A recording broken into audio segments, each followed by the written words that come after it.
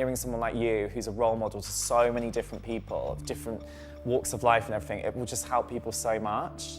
I hope so. Even though a year and a half ago I never thought I'd be in this position, I'm just buzzing that I kind of overcome it. Yeah.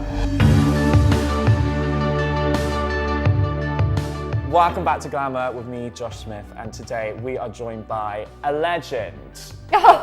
Perrie Edwards, how are you? Good, thank you. How are you? You good? Very good. I mean, you're stepping out on your own for the first time with the Superga campaign. How's that feel? Yeah, it's been so good today. I've had the best day ever. Yeah. Really fun. How's it feel stepping away from your security blanket of the girls, would you say? Yeah. At first, I'm not gonna lie, I was like, but yeah, it's been really good. There's one thing that I really respect for you recently, you've opened up about your anxiety, and your post about it was so powerful. Thank it was you. really moving, and it's really incredible to see someone like you using your position for the greater good and to also speak to your fans, which is really incredible. Yeah. How cathartic was that experience for you? When it first started happening to me, it felt so like it had never happened to anyone before. I can't explain it. It was almost because I didn't know what was happening. We were preparing for the Glory Days tour. Yeah. And I always have mini breakdowns during tour because learning that much choreography and learning everything. I mean, it's a lot. It's intense. It's so intense. It's so mentally and physically draining. Although it's fun, it's hard work. I don't know if it's come with being in the industry and knowing that people are constantly looking at me and constantly want a piece of me, or there might be a pap somewhere or something like that. I don't know what triggered it, but it's just happened. When I was going through the physical attacks and the panic attacks, because I think I've always had anxiety. I just don't think it's ever been triggered in a way that it's become like a physical attack. So when it first started happening to me, it was just so scary because I didn't know what was going on. I was ringing doctors, I was ringing everybody like, I'm dying. I've just had a heart attack and survived it. I thought I was genuinely, there was something wrong with me. And then the reason I never wanted to speak about it before is because every time someone said, oh, I've got a bit of anxiety or I have a bit of this, it would trigger it and then it would happen. It was almost like speaking about it made it kind of come out. It was like this devil that I was terrified of.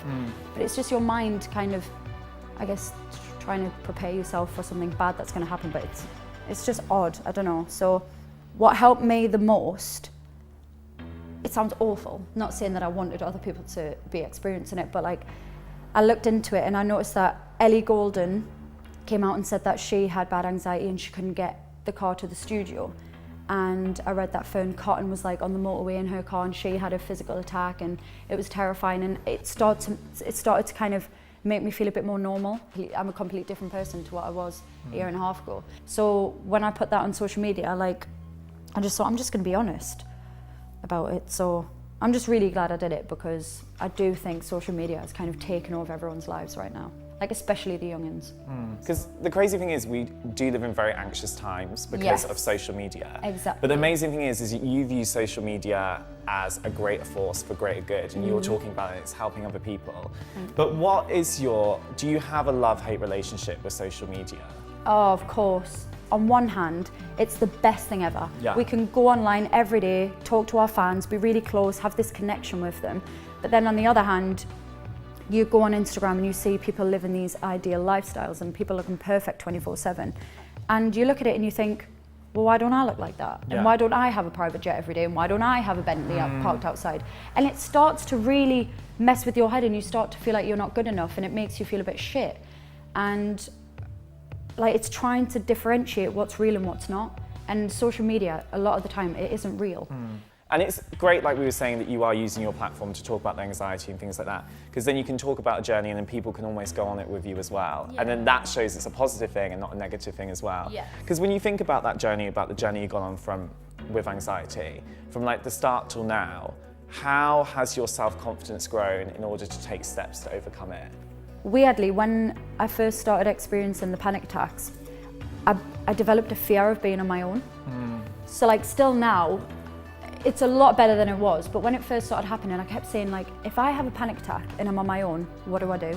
I've got nobody to kind of reason with me and I can't rationalize it in my head and I can't make sense of it at the time. So if I haven't got anybody with me, what do I do? So Like it got to the point where my mum was kind of coming to the studio with me. She was driving to work with me because I just couldn't get in a car on my own. I'd be in a car for 2 seconds and I'd be like, turn it around, I have to go home. Like it would freak me out. I just wouldn't be able to leave the house without feeling normal. And like getting the train, like even now, my boyfriend lives in Manchester because obviously he plays for Liverpool. So when he moved, it was just like, it was crap.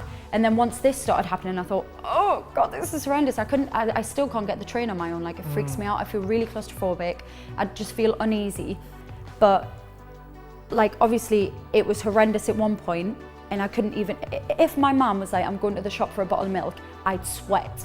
Like I'd sweat and I'd panic and I'd be like, please don't leave me on my own because the second you leave that door, I'm gonna have a panic attack and I'm on my own. Like, what do I do? And then it got to the point where I was like, right, Mum, you go to the shop, right, and take your phone. And then as soon as you've been gone and I start to feel a bit funny, like, I'll ring you. And I did the same with Alex's mum, Wendy, she's been incredible. Like it was Christmas time and she was like, I'm gonna go walk the dog and I'll be gone for like 2 minutes. And then I'll take my phone and if you need me, ring and I can run back. And I was like, right, okay. And I'd try and stay as long as I could without ringing her, but I'd be like shaking. It was so weird. And she would like say, find something to keep your mind occupied and like do like paint. So my mum got me these little dolls and I started painting them. I was literally like shaking like this, thinking, don't ring her, you're an adult, come on, you can do it. And it's like battling with your own, like yourself. It's just weird. But the more I did it, the better it got. My best friend Ellie/cousin, she moved in with me and it's obviously helped. And now she can go out with her friends and I'm cool. Like I'm all right on my own. Like it sounds ridiculous, but it's almost like I needed to be babysat for a long time. And I still struggle now. Like I wouldn't be able to just go somewhere on my own, like get on the train and go somewhere on my own. I just can't do that anymore. From when I look back now to this kind of weird wobble that I had, I never thought I'd be where I am now. Because I never thought there was a way out. And then I thought, you can't live your life like that. How am I going to have a career? How am I going to get on stage and perform? How am I going to meet the fans? How am I going to do any of the stuff that I love doing if I don't leave the house? So it was like doing a step-by-step, like learning to bloody walk again. It was just weird. Once I got out the house a bit more, my mum didn't have to come to work with me anymore and then I was fine. Then I started travelling on my own. I can get in a car and go to Manchester now and I'm fine. I'm still a bit uneasy about the train. I mean, trains aren't for everyone, babe. But it is what it is. It is what it is. But yeah, it's just finding coping mechanisms. I'm constantly getting better. I'm constantly not letting it defeat me. And it's just one step at a time, I think. I think we all need to remember we're on a journey, right? Yes, we are. I think the thing you said in the post where you said, I've been in a relationship with my mind for 25 years, is such a powerful statement because we need to realize we're actually in a relationship with ourselves. Yeah, we are. But I don't think there's enough of that. Like, we don't realize that. And we're not like, oh, let's work on my relationship with myself. What are the coping mechanisms for you? My dog. Yeah. Oh my God, Hachi is literally my sanity. Like, And so cute as well. I know. When everybody's out, if I've got Hachi, I'm cool. Like, I'm fine. I've got my little mate. I'm good. He keeps me sane. Talking to a stranger, like, that helps massively. Speaking to someone who has no idea what's going on in your life, you just let it all out. And it's the best feeling in the world. Like, therapy for me helped hugely. And it's amazing you can sit here and not be ashamed about it as well. No, because I think a lot of people feel that if they go I see a was. therapist, they're like, oh my God, the so shame. Embarrassed. Yeah. Why do you think that? I don't know, because I thought if I tell everybody I've been to therapy, they're gonna think I'm nuts. At one point, I thought my mum was gonna have to send me somewhere because I was having these dark thoughts. I was thinking differently than the way I would. I'm a very positive, outgoing, bubbly, sunshine person. Yeah. So when this happened, it was like from that to that, and I was thinking dark thoughts that was freaking me out, and then the more I thought about it, it would freak me out even more. I just think even if you're feeling a bit down at work, or you're feeling a bit down about things that are going on in your family, or just anything, it's nice to speak to people. Yeah. Like, it's nice to talk. If you've got a friend or a teacher or just anyone who you know will listen for 5 minutes, it's just the best thing ever to let it out. It's very empowering as well. People need to realize that anything that you can take on to make yourself feel better, it can be a very empowering experience for you. And you go forward. And there's a really interesting thing that I saw the other day where someone said, if you tell your head to stop doing something, it won't, because if you tell it's just like an organ in your body, because if you tell your heart to stop beating, it won't stop beating. Yeah, that's so true. Yeah, and when I heard that, I was like, oh my God, this makes so much sense, because we spend so much time beating ourselves up, trying to be like, mind, stop doing this. Whereas if you go through the motions of it and sit down and actually theorize it and talk through someone, it actually helps so much. Yeah, totally, totally. And we're human. We're gonna go through things. We're going to go through hard times and hard periods of our life, and it's not going to be an easy ride all the time. And I think that's what we forget. Again, social media, it seems that way. People think that people are living these idyllic lives, and it's not. And there's bumps in the road, and there's going to be. And I think that's life. I've seen you go through so many different stages of your life, like in the public area, and you've been going through quite private times at the same time. Like you were going through this anxiety at the same time as you probably having to go out and do interviews and perform and be happy. Like, how did you learn to like treasure your private life in the very public world and work on yourself away from this public world? Oh, that's hard. Yeah. That is really hard. I think sometimes when you're in this industry, you kind of have to be that actress sometimes. It does suck that you can't show your emotion 24/7 because you have to be on the camera, you have to be ready to do an interview. Like, you can be heartbroken and just want to get in bed and throw the quilt over your head and never come out for a week and eat ice cream and be miserable, but instead you have a performance to prepare for and interviews to do. And sometimes it's better, because I think if I didn't have work at the time that all of like the anxiety was going on, I wouldn't have went. Like, if I didn't have 3 other girls to think about and be strong for, and all the fans that wanted to see the show be the best it could possibly be, I don't think I would have came back to work.